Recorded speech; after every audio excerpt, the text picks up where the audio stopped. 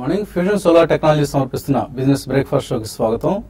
Asian markets లో ఈ ఉదయం ఒక స్ట్రాంగ్ ట్రేడింగ్ సెషన్ కనిపిస్తుంది. లాస్ట్ నైట్ యుఎస్ మార్కెట్స్ అలాగే నిన్న యూరోపియన్ మార్కెట్స్ కూడా స్ట్రాంగ్ గా క్లోజ్ అయ్యాయి. 2 to 3% పెరిగాయి. ఇన్ఫాక్ట్ ఆల్ యూరోపియన్ ఇండిసెస్ డౌజన్స్ సుమారుగా 200 పాయింట్లు లాభపడింది. S&P 500 1% పెరిగింది. 1950 పైన క్లోజ్ కాగలిగింది. అండ్ ఒక పాజిటివ్ ఓపెనింగ్ కోసం ఈ నేపథ్యంలో మన మార్కెట్స్ కూడా సిద్ధమవుతున్నాయి. మేబీ ఒక పవర్ఫుల్ అప్పును మనం ఇవాళ ట్రేడింగ్ లో చూడబోతున్నాం. 50 నుంచి 100 పాయింట్ల ర్యాలీ కోసం మార్కెట్స్ సిద్ధమవుతున్నాయి. ఇవాళ అఫ్ కోర్స్ ఒక వర్స్ట్ F&O సిరీస్ తర్వాత, సో నిన్నటితో ఫిబ్రవరి F&O సిరీస్ ముగిసింది.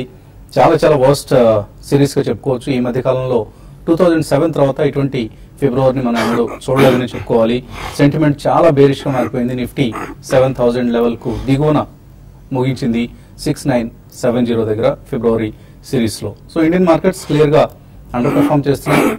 ఇతర ఏషియన్ మార్కెట్స్, వరల్డ్ మార్కెట్స్ ఏదైతే ఎప్పుడైనా ఒకటి అలా గుడ్ న్యూస్ వచ్చినా కూడా ఇగ్నోర్ చేసేస్తున్నాయి. బ్యాడ్ న్యూస్ కి మాత్రం నెగిటివ్ గా రియాక్ట్ అవుతున్నాయి. ప్రత్యేకించి బ్యాంకింగ్ లాంటి సెక్టర్స్ లో మనం విపరీతమైన సెల్లింగ్ ప్రెషర్ చూసాం. అండ్ గరిష్ట స్థాయి నుంచి నిఫ్టీ కావచ్చు, బ్యాంక్ నిఫ్టీ కావచ్చు, ఇవన్నీ కూడా 20% పతనం అయినప్పటికీ మార్కెట్స్ ఇంకా బేరిష్ గానే కొనసాగుతున్నాయి. అండ్ బేర్ ఆపరేటర్స్ ఇప్పటికి కూడా షార్ట్ సెల్లింగ్ పాల్పడుతూనే ఉన్నారు. బ్యాంక్ నిఫ్టీ లాస్ట్ సిరీస్ లో మనం చూస్తే 12% నష్టపోయింది. నిఫ్టీ సుమారుగా 6.5% అంటే 467 పాయింట్లు కోల్పోయింది ఫిబ్రవరి సిరీస్ లో. మిడ్ క్యాప్ ఇండెక్స్ 6.8%, అలాగే స్మాల్ క్యాప్ ఇండెక్స్ సుమారుగా 12% నష్టపోయిన సిరీస్ ఇది. అండ్ ఇప్పటికీ ఇంకా మార్చ్ సిరీస్ లో కూడా బేరిష్ పొజిషన్సే, షార్ట్ పొజిషన్సే ఎక్కువగా క్యారీ ఫార్వర్డ్ అయ్యాయి.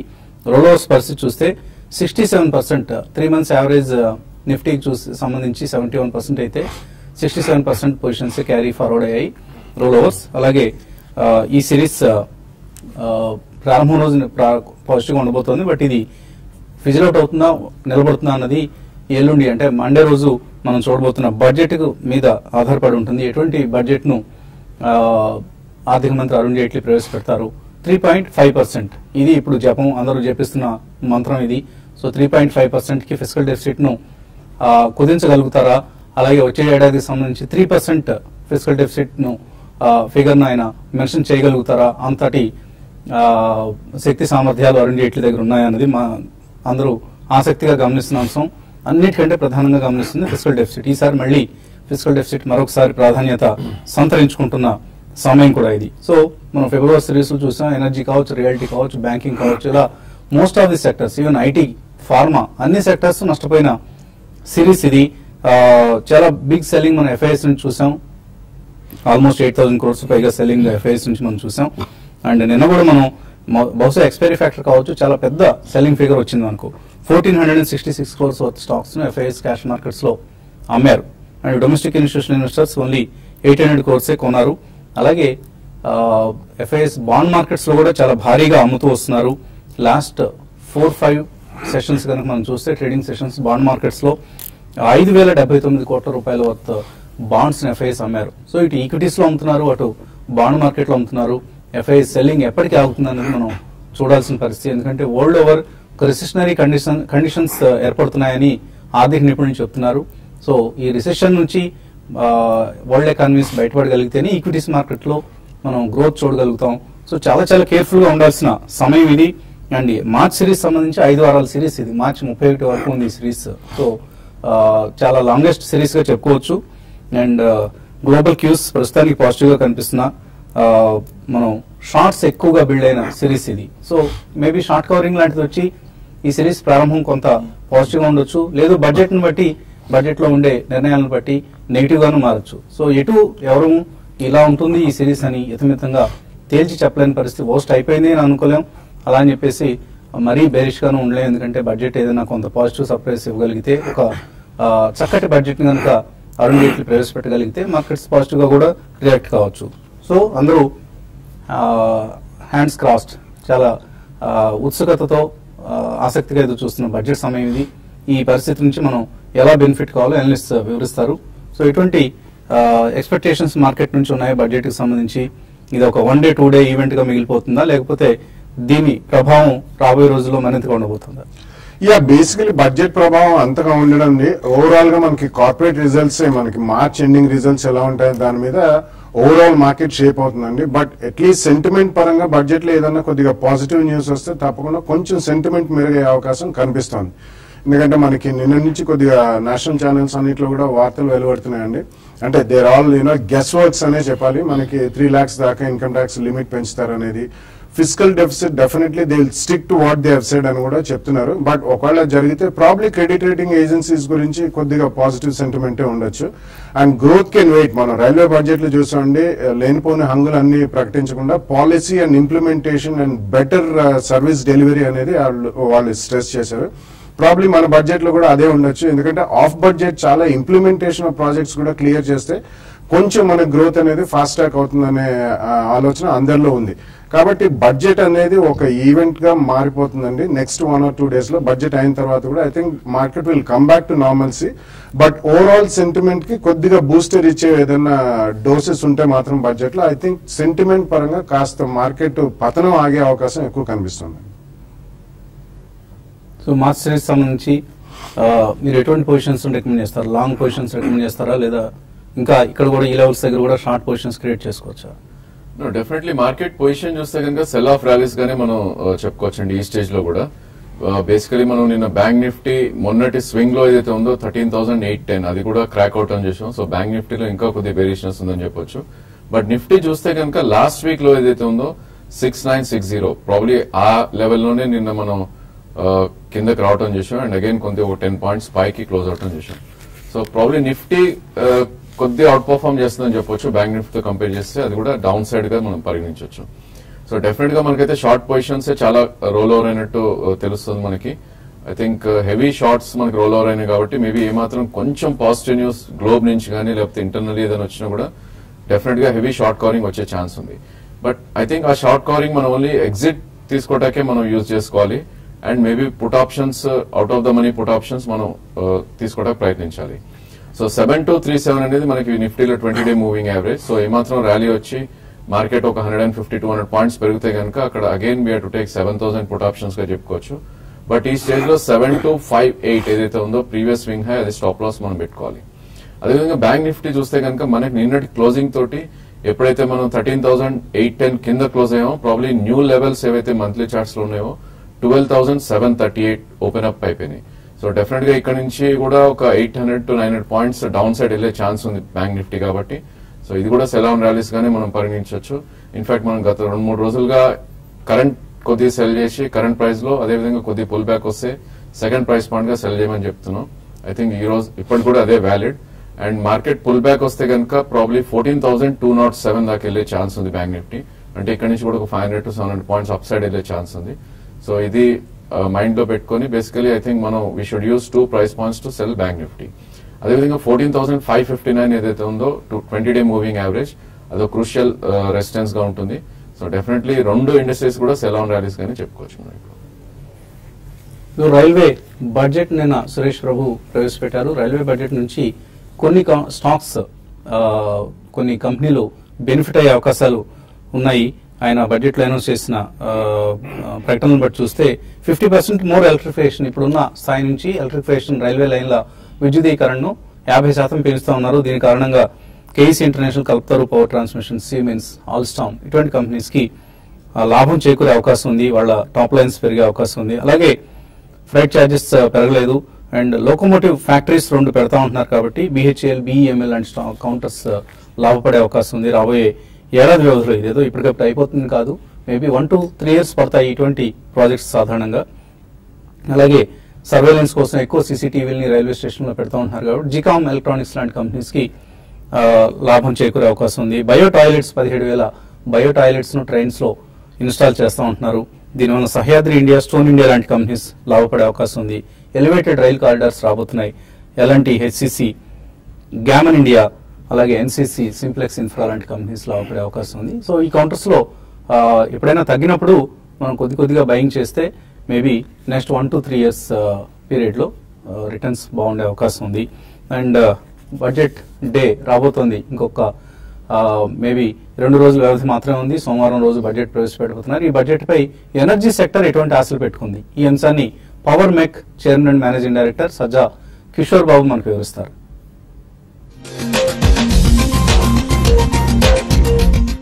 ఇవాళ ఉన్న పరిస్థితుల్లో మన ఒక ఐపీపీ ఇండిపెండెంట్ పవర్ ప్లాంట్స్ చాలా ఇబ్బందులు ఫేస్ చేయాల్సిన పరిస్థితి మనకి కనబడుతూ ఉంది.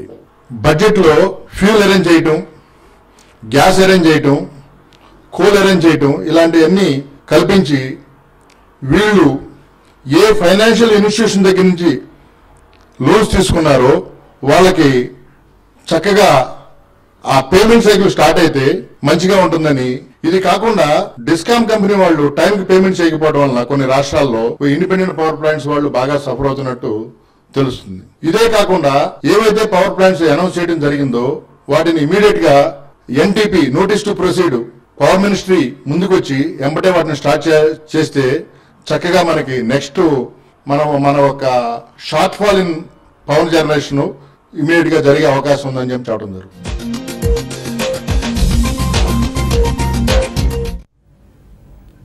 ఎనర్జీ సెక్టర్ వచ్చే యూనియన్ బడ్జెట్ నుంచి ఏం ఆశిస్తుందో Sajja Kishore Babu Power Mech chairman and managing director వివరించారు. అలాగే ఇవాల్టి మనం market pre opening cues, global cues ఏ విధంగా ఉన్నాయి, డొమెస్టిక్ క్యూస్ ఏ విధంగా ఉన్నాయి, ఇవన్నీ కూడా మనకు profityourtrade.in లో వివరాలన్నీ విదేశీ సంకేతాల జోష్ పేరుతో మార్కెట్ అప్డేట్స్ కాలంలో వివరంగా ఉన్నాయి. దయచేసి లాగిన్ అయ్యి దాన్ని కూడా చదివే ప్రయత్నం చేయండి. ఇక ఇన్వెస్టర్స్ నుంచి కాల్స్ అలాగే మెయిల్స్ తీసుకునే ముందు కాసేపు ప్రకటనలు.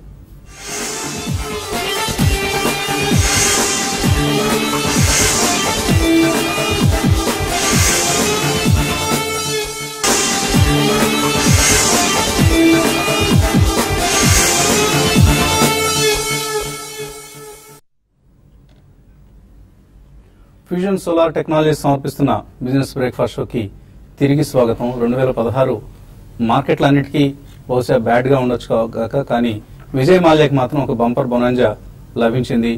డియాజియో ఏదైతే యునైటెడ్ స్పిరిట్స్ లో ఇప్పుడు మెజారిటీ షేర్ హోల్డర్ ఉందో డియాజియో సంస్థ విజయ్ మాల్యాకి $75 మిలియన్ క్యాష్ గా పే చేయబోతోంది. సో ముందు అప్ఫ్రంట్ ఒక $40 మిలియన్ అండ్ తర్వాత మిగతా డబ్బుని 5 సంవత్సరాల్లో పే చేయబోతోంది.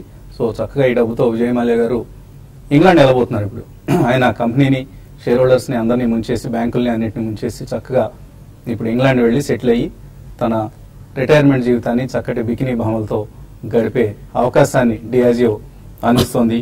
సో బాలాగారు, ఫ్రైడే మీడే ఎటువంటి యునైటెడ్ స్పిరిట్స్ సంబంధించి కామెంట్ చేస్తారు? Well, United Spirits అంటే ఇప్పుడు ఇట్స్ గాన్ ఇన్ టు డియాజియోస్ పేరు కానీ, బట్ జనరలీ ఐ థింక్ మనకి మొన్న పిఎన్బి వాళ్ళు they have come out with names అండి. So actually defaulting promoters, wilful defaulting promoters ఇవన్నీ కూడా మనం చూసుకుంటే ఐ థింక్ అట్లీస్ట్ ఇక ముందైనా డ్యూ డిలిజెన్స్ అనేది సక్రమంగా చేసి బ్యాంక్స్ వాళ్ళు, I know they will be more stricter, but ఇటువంటి వాళ్ళని పర్సనలీ కూడా I think they should go beyond the corporate veil అని ఒక సెక్షన్ కూడా ఉందండి కంపెనీస్ యాక్ట్ లో. I think they should pierce the corporate wheel and definitely bring them to books. But otherwise personally aithe anta comment cheyadaniki manaki I don't think I am eligible to comment on that. But bankers and at least citizens who should be law abiding in the corporate sector and financially వాళ్ళ discipline అనేది కాస్త పెంచుకొని ఏ corporate అయినా సరే అండి అది. So that will really pave the way. అంటే ఇక ముందు పోను పర్సనలీ గెయిన్స్ కి చూడకుండా at least share holder value create చేసి కంపెనీ సక్రమంగా నడిపిస్తే in the process definitely all promoters also will become extremely rich అండి. అది మనం ప్రపంచవ్యాప్తంగా చూసాం, ఇండియాలో కూడా మంచి కంపెనీలు మంచి మేనేజ్మెంట్స్ ఉన్నాయి చూసాం. కాబట్టి we wish things will get better over the period of time. So Vijay Mallya ఇక ప్రస్థానం ముగిసినట్లే. యునైటెడ్ స్పిరిట్స్ సంబంధించి ఆయన చైర్మన్ పదవి నుంచి కూడా తప్పుకుంటున్నారు. ఆయనకు ఉద్వాసన పలికేందుకు డియాజియో ఒక భారీ మూల్యాన్ని చెల్లిస్తోంది. $75 మిలియన్ భారీ పరిహారాన్ని విజయ్ మాల్యాకి చెల్లించి వదిలించుకుంటోంది. సో ఆయన చక్కగా తన రిటైర్మెంట్ జీవితాన్ని మనం ఇందాక అనుకున్న విధంగా విలాసవంతంగా గడపాలని కోరుకుందాం. వరంగల్ నుంచి ప్రసాద్ ఫస్ట్ కాలర్ లైన్ లో ఉన్నారు. హలో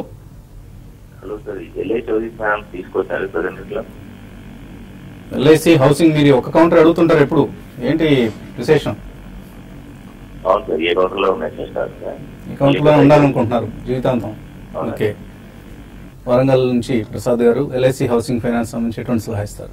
ఐ థింక్ ఇప్పుడైతే అవాయిడ్ చేయాలండి లాంగ్ పొజిషన్స్. ఎందుకంటే ఇది మనకి లాస్ట్ ఇయర్ 10th month లో ఏదైతే లో ఉందో 399 అది కూడా బ్రేక్అవుట్ అని చూసాం. అండ్ కరెంట్లీ అరౌండ్ 391 ఉంది. సో దీని నెక్స్ట్ లెవెల్ అనేది మనకి డెఫినెట్లీ 376 అండ్ 345 ఓపెన్ అప్ అయినట్టు కనిపిస్తుంది చార్ట్స్ పరంగా చూస్తే కనుక. సో మీరు in case 2 to 3 months view ఉంటే కనుక మేబీ 375 నుంచి 350 మధ్యలో అక్యుములేట్ చేయండి. మేబీ మార్కెట్ మళ్ళీ పుల్ బ్యాక్ వస్తే 400 to 430 దాకా అప్ సైడ్ వెళ్ళే ఛాన్స్ ఉంది. తర్వాత ప్రశాంత్ లైన్ లో ఉన్నారు హైదరాబాద్ నుంచి. హలో హలో, అడగండి ప్రశాంత్. నమస్తే సార్. అది నేను స్పైస్ జెట్ 77 లో తీసుకున్నానండి. స్పైస్ జెట్ అది హోల్డ్ చేయాలా లేకపోతే సెల్ చేయాలా? ఇంకోటి ఫిట్టి లామినేషన్ 42 లో తీసుకున్నాను. అది హోల్డ్ చేయాలా సెల్ చేయాలా అనేది ఒకసారి చెప్తారండి. ఇవన్నీ షార్ట్ టర్మ్ కోసం తీసుకున్నా? లాంగ్ టర్మ్ అయినా వెయిట్ చేయగలుగుతాను సార్. వెయిట్ చేస్తాను. But spice jet okay. Spice jet చూస్తే కనుక లాస్ట్ 1.5 year లోనే, అంటే లాస్ట్ డిసెంబర్ లో 19 రూపీస్ నుంచి స్టార్ట్ అయ్యి ప్రాబ్లీ ఇప్పుడు 14 months లో 95 దాకా అప్ మూవ్ వెళ్ళి కరెంట్లీ అరౌండ్ 65-70 మధ్యలో ట్రేడ్ అవుతుంది చూస్తున్నాండి. సో ప్రాబ్లీ ఐ థింక్ మీరు 1 year 2 years వ్యూ ఉంటే కనుక ఇక్కడైతే ప్రెసెంట్లీ హోల్డ్ చేయొచ్చు. అడిషన్ షేర్స్ మీరు అనేది బేసికలీ 55 నుంచి 58 మధ్యకు వస్తే కనుక మీరు యాడ్ చేయొచ్చు. మేబీ 1.5 year హోల్డ్ చేస్తే కనుక 115 దాని లైఫ్ టైమ్ హై. సో అక్కడ దాకా వెళ్ళే ఛాన్స్ అయితే ఉంది. పిటి లామినేషన్ చూస్తే కనుక 88 రూపీస్ నుంచి ఆల్మోస్ట్ మనం 28 రూపీస్ రావడం చూసాం గత 3-4 నెలల్లోనే. So I think mid cap చాలా హెవీగా పడుతుంది చూసాం. సో ఇట్లాంటి స్టాక్స్ మనం డెఫినెట్లీ అవాయిడ్ చేయాలి. బట్ ఈ స్టాక్ ఏమాత్రం పుల్ బ్యాక్ వచ్చి 37 and 40 మధ్యలో ఏదైతే 20-day మూవింగ్ యావరేజ్ ఉందో అక్కడ ఒకసారి ఎగ్జిట్ తీసుకోమని చెప్తాను. ఇంకోల నుంచి సుబ్బారావు. హలో అడగండి సుబ్బారావు. మీరు ప్రాఫిట్ ట్రేడ్ చేయడం ఆంధ్రప్రదేశ్ యొక్క ప్రజల యొక్క ఫైనాన్షియల్ సెక్టార్ కి ఉపయోగించే మహిళలకు ఫోన్ కూడా చాలా మంది చేస్తున్నారు. ఒక స్టెప్ ని మీరు పైకి తీసుకొచ్చినందుకు అభినందనలు తెలుపుతున్నాను. థ్యాంక్ యూ సుబ్బారావు గారు. ఎంపీలు ఎమ్మెల్యేలు చేయలేనటువంటి మిడిల్ ఫ్యామిలీ యొక్క ఆర్థిక వ్యవస్థను మీరు ఒక రహదారి మాదిరిగా చేస్తున్నారు. Thank you sir. చెప్పండి. చాలా సంతోషంగా ఉంది. ఇన్ఫాక్ట్ మరొక విషయం కూడా చెప్పాలి. మరి వైట్ పేపర్ ఇండస్ట్రీస్ ఒకటి. Okay okay. ఆయన ఫోన్ ఎందుకో రీసౌండ్ వస్తుంది మనకి. ఆయన అడిగిన స్టాక్ వైస్ క్రాఫ్ట్ అనుకుంటాను. అండ్ ఇందాక సుబ్బారావు చెప్తే నాకు కూడా గుర్తొచ్చింది. రాత్రంతా నా ఫోన్ మోగుతూనే ఉంది. అంటే బ్యాంక్ అకౌంట్ కి అమౌంట్ క్రెడిట్ అయినప్పుడల్లా ఫోన్ లో SMS వస్తుంటుంది కదా. సో ఆ శబ్దాలు రాత్రంతా వస్తూనే ఉన్నాయి. అంటే మన ఇన్వెస్టర్స్ అందరూ కూడా, మన ప్రేక్షక అభిమాన మహాశయులు అందరూ కూడా రాత్రి నిద్ర మేల్కొని వాళ్ళు బ్యాంక్ అకౌంట్ కి వాళ్ళ సబ్స్క్రిప్షన్ అమౌంట్స్ పంపిస్తూ ఇటువంటి శబ్దాలు, సంతోషకరమైన శబ్దాలు ఇవి. So thank you very much అండి మీ అభిమానానికి. ఇన్ఫాక్ట్ మేము ఊహించినటువంటి సంఖ్యలో వందలాది మంది సబ్స్క్రైబర్స్ గా ఇప్పటికే జాయిన్ అయ్యారు. అండ్ ఇంకొక రోజు మాత్రమే ఉంది. అఫ్కోర్స్ ఇప్పుడు మరొక చిన్న ప్రకటన కూడా, రేపటి వరకు ఈ 20% డిస్కౌంట్ ఏదైతే ఉందో మన profitevertrade.in ఈ వెబ్సైట్ కి సబ్స్క్రైబర్స్ గా జాయిన్ అయ్యేందుకు 20% డిస్కౌంట్ ఏదైతే మనం ప్రకటించామో ఆ డిస్కౌంట్ రేపటి వరకు కూడా పొడిగించడం జరిగింది. శనివారం కూడా చాలా మంది విజ్ఞప్తి చేశారు శనివారం వరకు ఈ ఆఫర్ని దయచేసి పొడిగించమని. సో తప్పనిసరిగా మీ అందరి కోరిక మేరకు రేపు సాయంత్రం వరకు కూడా ఈ ఆఫర్ అందుబాటులో ఉంటుంది. సో సబ్స్క్రైబ్ చేయాలనుకునే వాళ్ళందరూ కూడా దయచేసి రేపట్లోగా ఈ సదుపాయాన్ని వినియోగించుకోండి. అండ్ ఆయన అడిగిన స్టాక్ పేరు మీరు కరెక్ట్ గా మెన్షన్ చేయలేకపోయారండి. ఏదో పేపర్ స్టాక్ అన్నది అర్థమైంది కానీ అది ఏ పేపర్ అన్నది అర్థం కాలేదు. మళ్ళీ మీరు కాల్ చేసినప్పుడు తప్పనిసరిగా మీకు రిప్లై ఇస్తాం. తర్వాత కాలర్ చిత్తూరు నుంచి విద్యాసాగర్. Hello sir. నమస్తే అండి, అడగండి. Sir very good morning sir all of you. Thank you sir కొత్తగా వెబ్సైట్ ఓపెన్ చేసిన సార్ చాలా సంతోషం సార్. అలాగే ఈ ఒక మ్యాగజైన్ తయారు చేస్తే కూడా బాగుంటుంది అనిపిస్తుంది సార్. మార్కెట్ పైన మన అందరికి ఐడియాస్ పైన వీక్లీ ఒక మ్యాగజైన్ ఒకటి షేర్ మార్కెట్ అనే ఒకటి మ్యాగజైన్ వచ్చింది, అది కూడా లాంచ్ చేస్తే బాగుంటుంది అనిపిస్తుంది. అది 24/7 ఛానల్ కంప్లీట్ గా అది ప్రోగ్రామ్ ఇస్తే కూడా బాగుంటుంది సార్. ట్రేడింగ్ అది అనమాట దీంట్లో. లాంగ్ టర్మ్ ఇన్వెస్టర్ ను బాగా సార్ రిక్వెస్ట్ చేస్తున్నాను, మంచి స్టాక్స్ ను నేను 2 to 3 years హొరైజన్ కు ఉంచుకోవాలనుకుంటున్నాను సార్. అది కాకుండా సెయింట్ గోబిన్ కొనాలనుకుంటున్నాను. ఇది రైట్ టైమా? మన సార్ గారిని వివరించమని చెప్పండి సార్. సెయింట్ గోబెన్ గ్లాస్ మీరు December 31st రోజు కూడా రికమెండ్ చేసిన స్టాక్. కరెక్ట్.